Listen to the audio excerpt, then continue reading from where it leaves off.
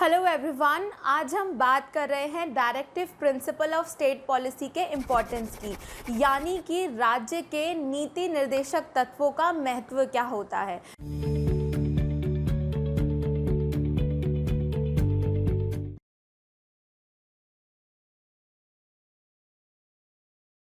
तो सबसे पहले तो इंडियन कॉन्स्टिट्यूशन के पार्ट 4 में आते हैं directive principle of state policy, और ये रन कर रहे हैं from article 36 to article 51।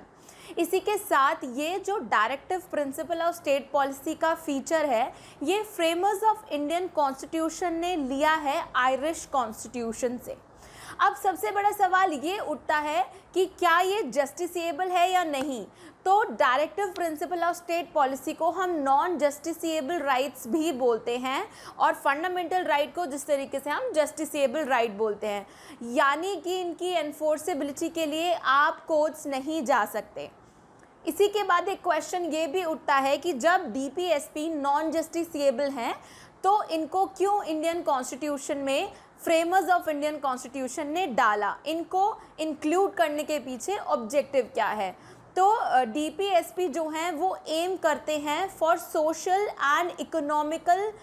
Well being and welfare of the citizens, यानी कि जो सिटीजन्स हैं, जो इंडियंस हैं, उनका सोशल वेल बीइंग और उनका इकोनॉमिकल वेल बीइंग हो, उनका सोशल डेवलपमेंट हो और इकोनॉमिकल डेवलपमेंट हो, इसके लिए ये डायरेक्टिव प्रिंसिपल डाले हुए हैं। हालांकि जिस टाइम पे कॉन्स्टिट्यूशन बना उस टाइम पे इट वाज नॉट पॉसिबल कि इनको जो है जस्टिसेबल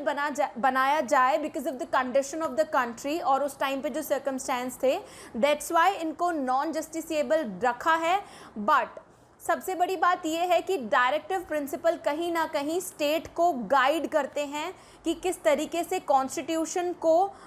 इंटरप्रेट किया जाए, किस तरीके से जो है लॉज बना जाए, उसके लिए एक बहुत बड़े गाइडलाइंस या गाइडेंस की तरह डायरेक्टिव प्रिंसिपल्स जो हैं हमारी हेल्प करते हैं। अगर अब हम बात करें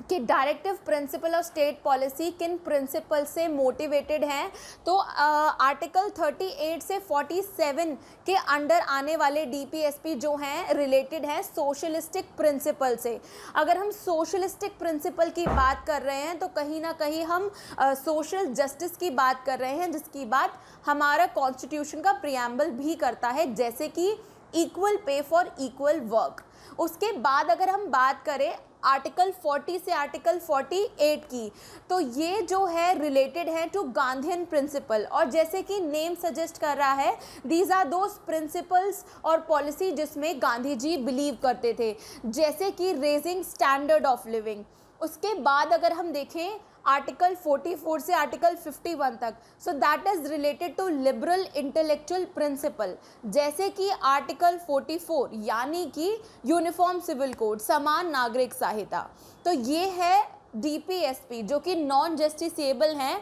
लेकिन स्टिल ये इंडियन कॉन्स्टिट्यूशन में एक खास जगह रखते हैं, और बहुत सारे लैंडमार्क जजमेंट जैसे कि केशवानंद भारती केस में भी ये ऑब्जर्व किया गया है कि फंडामेंटल राइट और डायरेक्टिव प्रिंसिपल दोनों एक साथ, ना कि अलग अलग, दोनों एक साथ जो है वो हमारे कॉन्स्टिट्यूशन की आत्मा है, हमारे संविधान की आत्मा है। That is the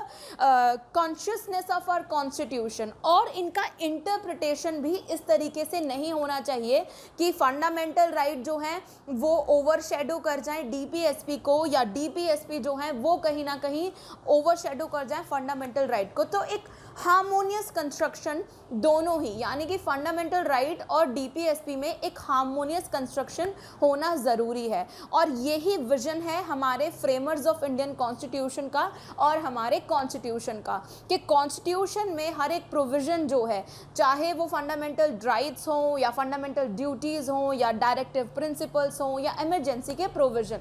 her provision को, हर पार्ट को इस तरीके से इंटरप्रेट करना है कि एक बैलेंस क्रिएट हो, इवन जो कॉन्ट्रावीनिंग प्रोविजंस हैं उनमें भी, ना कि किसी भी प्रोविज़न को ओवर रूल करने के लिए या ओवर शैडो करने के लिए। सो आई होप आपको डीपीएसपी से रिलेटेड ये वीडियो अच्छा लगा हो। लॉसिको की और भी वीडियोस को देखते रहें, वीडियोस को लाइक करें, शेयर करें और सब्सक्राइब करना ना भूलें। Thank you very much.